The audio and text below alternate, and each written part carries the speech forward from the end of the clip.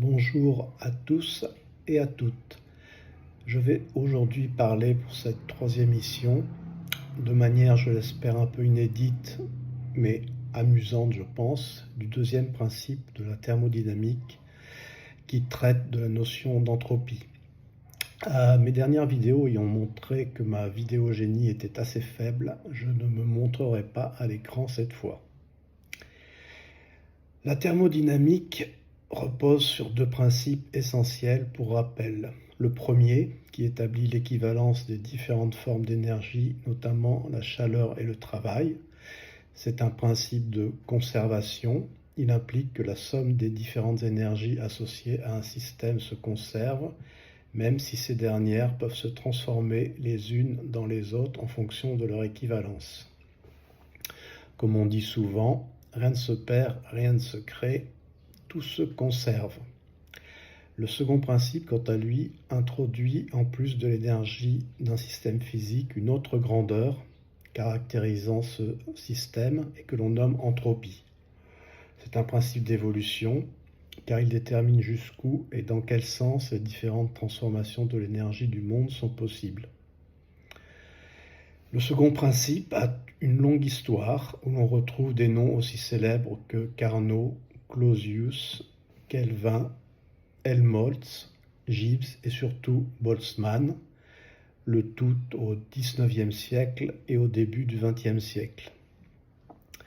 Appliqué à un système isolé n'échangeant ni travail ni chaleur avec l'extérieur, le second principe établit que la fonction d'état du système, baptisé donc entropie, ne peut que croître pour atteindre une valeur maximale où le système reste en équilibre. C'est une traduction compliquée de la constatation simple que tout système physique laissé à lui-même, comme un être vivant, tend à se désorganiser. Cela implique aussi que dans toute transformation de l'énergie de ces systèmes, la capacité d'utiliser cette énergie pour produire du travail et de l'organisation se perd. On parle souvent d'une dégradation de la qualité de l'énergie. C'est également pour cela que cela introduit une non-équivalence entre le passé et le futur, étant donné l'irréversibilité des transformations, ce que l'on appelle parfois la flèche du temps, le temps ayant donc un sens. Ce principe, qui est en fait un postulat empirique, encore une fois, établit l'irréversibilité donc des phénomènes physiques, en particulier lors des échanges thermiques. Il fut énoncé pour la première fois par Sadi Carnot en 1824 et a fait l'objet de nombreuses généralisations et formalisations successives, avec Clausius en 1850, Kelvin également, Boltzmann en 1873 et même Max Planck tout au long du XXe siècle. L'énoncé, finalement souvent reconnu, est que toute transformation d'un système thermodynamique s'effectue avec une augmentation du désordre global, incluant le désordre du système et le désordre du milieu extérieur, dans le sens où l'entropie définit la quantité d'états microscopiques possibles et donc la probabilité d'obtenir ou non un état global ordonné. La variation d'entropie pour un système isolé ne peut être que positive, ce qui va dans le sens du désordre. Ce principe empirique n'a jamais été vraiment contredit, même si effectivement il y a quelques paradoxes dont nous parlerons plus tard, mais il est en tout cas assez amusant de s'attacher à penser que ce principe d'évolution systématique d'un système isolé vers le désordre est vrai. On cite très fréquemment que le café chaud finit toujours par refroidir et ne va pas se mettre tout d'un coup à se réchauffer en refroidissant la pièce. C'est une banalité. De même, imaginons une chambre d'enfant rangée, un enfant entrant dans cette chambre, en considérant le système isolé, au bout de quelques heures, la chambre sera dans un bordel complet. Cela se produit tous les jours, l'entropie aura augmenté. Encore une banalité également plus amusante, c'est le verre qui tombe par terre et qui se casse en 1000 morceaux. Eh bien, il est assez rare, voire jamais vu, d'observer le phénomène inverse, c'est-à-dire que, éparpillé par terre, ce dernier se reconstitue et remonte sur la table, n'est-ce pas? Bon, c'est rigolo, mais cela rappelle le chaos, c'est-à-dire que finalement, un système isolé laisserait à penser une tendance à devenir chaotique. On citera notamment, par exemple, dans une pièce fermée, l'air constitué de molécules agitées selon la température. Il est extrêmement rare, voire impossible, que l'air puisse être contenu dans un cube de 10 cm3 en haut du plafond. En effet, l'air se répand systématiquement dans la pièce, augmentant encore une fois l'entropie et le désordre. Il est à noter quand même que Boltzmann, qui a établi des équations probabilistiques, établit qu'il y a une infime probabilité que ce genre de phénomène puisse se produire. C'est très important, à savoir lorsque l'on réfléchit à un certain nombre de systèmes, en particulier l'univers, système isolé, tend donc vers une entropie qui augmente, et cela pourrait laisser à penser que l'univers va vers sa mort thermique. Je dis bien thermique et pas mort tout court, parce que la différence n'est pas évidente. Donc, finalement, ce principe de la thermodynamique rend également à notre monde toute sa logique. Sans l'entropie et ce principe, les événements pourraient se dérouler dans n'importe quel sens, rendant la causalité inopérante. Ceci pose quand même des problèmes parce que l'on trouve dans la nature des systèmes extrêmement ordonnés à faible entropie. Et l'exemple le plus amusant ou le plus flagrant est l'homme. L'homme, comme vous le savez, est un système constitué de milliards de molécules qui ont donné naissance à des cellules organisées innombrables, avec un système organique extrêmement développé. Il s'agit donc d'un système très organisé. Pour ne pas contredire la deuxième loi de la thermodynamique, il faut prendre en compte le fait que l'homme n'est pas un système isolé. En effet, celui-ci se nourrit d'énergie, de nourriture, d'atmosphère, et celui-ci évacue des excréments, du gaz carbonique, etc. Mais bien plus encore, détruit finalement la planète pour assurer le maintien de sa survie et de son organisation. La faible entropie de l'être humain est donc compensée par le désordre induit et le système Terre plus Homme a une entropie qui augmente. On pourrait donc penser que l'homme n'a été créé, en raisonnant un peu par l'absurde, que pour augmenter l'entropie de la planète, ce qui est un concept un petit peu surprenant mais rigolo à considérer.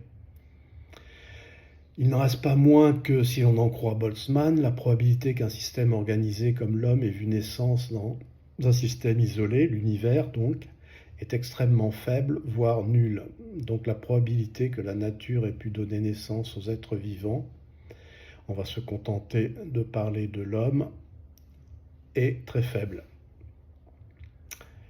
À moins que une entité, Dieu, on ne sait pas, ou autre chose, ait pu créer l'homme afin qu'il augmente l'entropie du système ou de la Terre, comme nous en parlerons plus loin.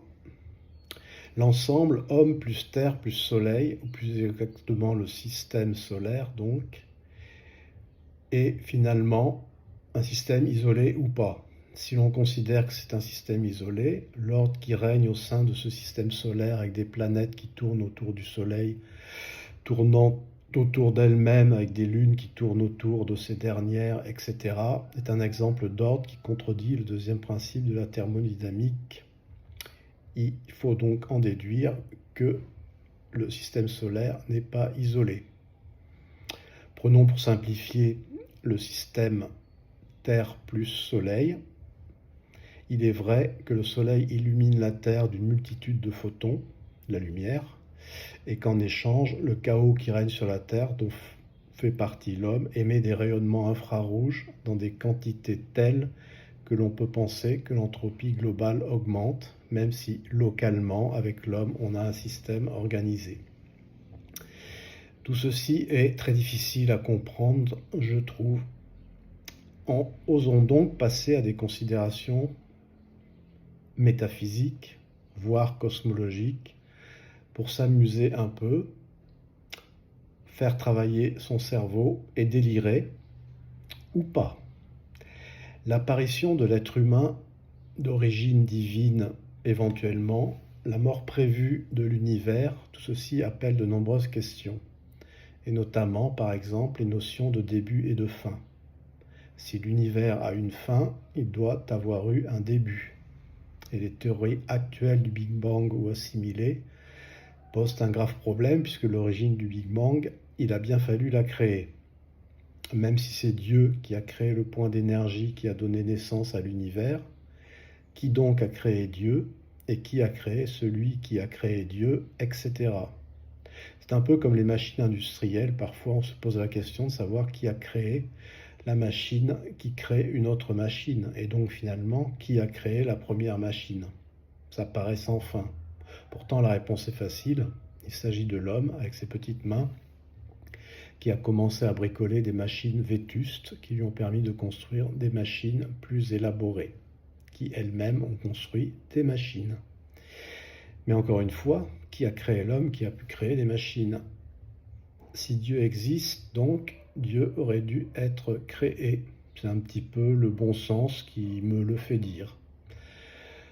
Mais si l'on considère qu'il n'y a pas de début à l'univers, qu'il n'y a pas de fin finalement, la question ne se pose plus, même si cela est très difficile à concevoir.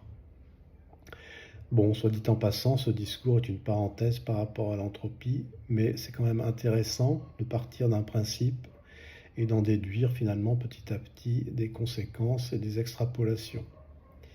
Donc si l'univers n'a pas de début, n'a pas de fin, même s'il est en mort thermique, il en subsistera toujours quelque chose. Eh bien, plus la peine de se poser la question, par exemple, dans ce cas, de savoir qui a créé l'univers, puisqu'il a toujours été là. À noter qu'en mathématiques, ces notions d'infini, de nombre allant de moins l'infini à plus l'infini, existent. J'y reviendrai dans une autre émission. Par exemple, un nombre comme 0,99999 avec une infinité de 9, qui est en fait égal à 1, a cependant une longueur infinie, qui est difficile à concevoir, sauf quand on se dit que c'est égal à 1. Donc derrière l'infini, il y a des réalités concrètes. Alors pourquoi ne pas penser finalement tout simplement, même si cela nous dépasse un peu, qu'il n'y a pas de début et qu'il n'y a pas de fin? Dans ce cas-là, néanmoins, pour en revenir au principe anthropique, la question de la création de l'être humain perdure toutefois. Il s'agit à présent de probabilité que la nature et que l'ensemble des molécules concernant les premiers éléments, constituant les premiers éléments d'être biologique, aient pu conduire à cette création. Donc encore une fois, il est extrêmement peu probable que cela ait pu se produire. Et pourtant, c'est arrivé. Et imaginez les conditions, ou l'ensemble plutôt des conditions qui ont été nécessaires pour que l'essence biologique puisse naître et évoluer jusqu'à nous, avec les animaux, bien sûr. Eh bien, imaginez seulement que la Terre n'ait pas l'inclinaison qu'elle a par rapport au Soleil. Imaginez qu'elle soit un tout petit peu plus loin du Soleil ou un tout petit peu plus près. Eh bien, les températures seraient trop froides ou trop chaudes et la vie ne pourrait pas exister. Sans parler également de la présence de l'eau qui n'existerait pas. Ces réglages qui ont permis l'apparition d'êtres biologiques sont extrêmement fins.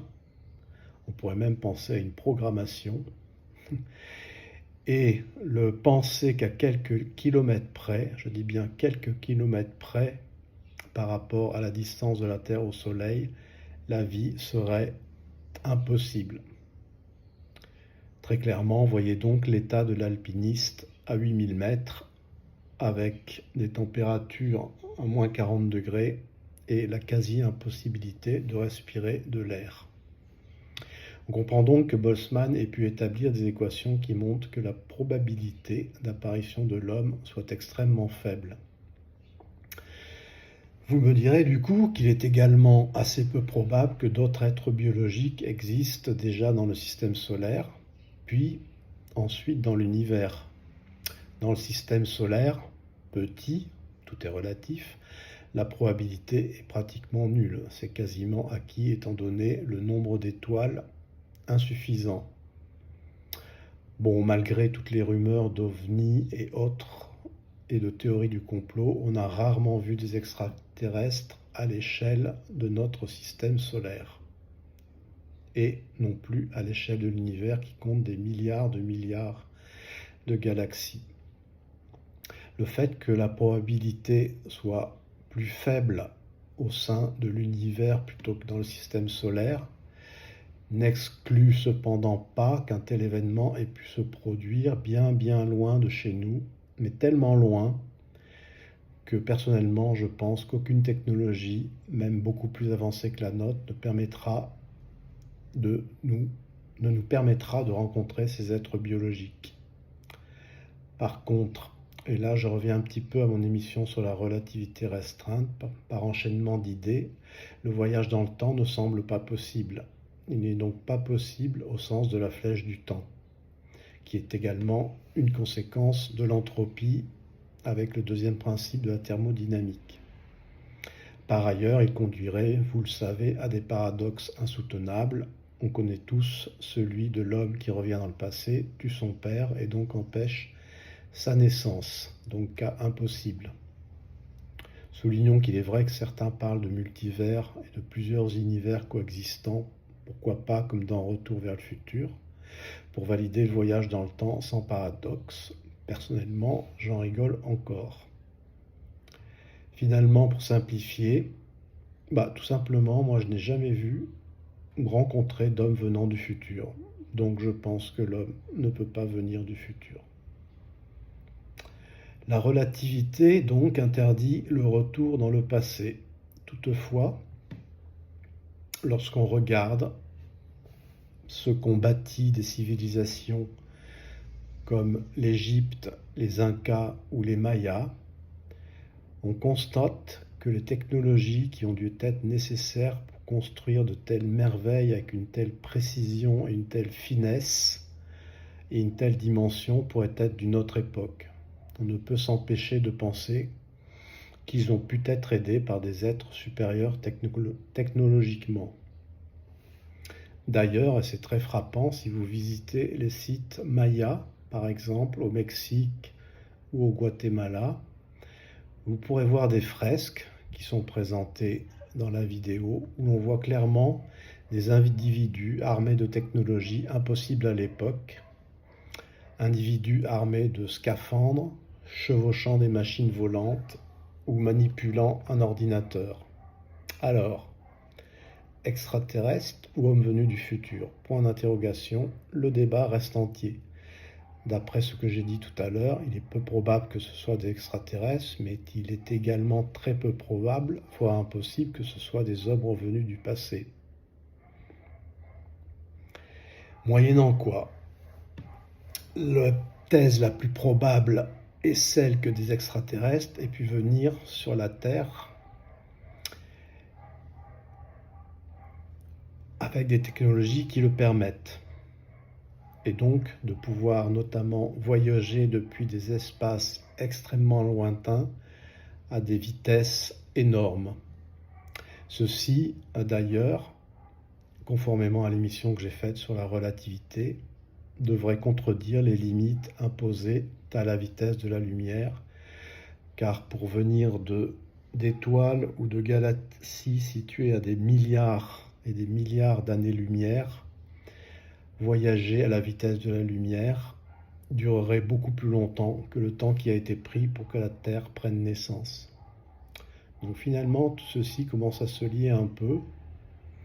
Il serait donc possible de dépasser la vitesse de la lumière, et étant donné l'amplitude et le nombre de galaxies et de systèmes solaires composant l'univers, même si la probabilité de création d'êtres biologiques est très faible, Il semble à peu près certain qu'ils existent et qu'ils aient donc trouvé des technologies pour venir nous visiter.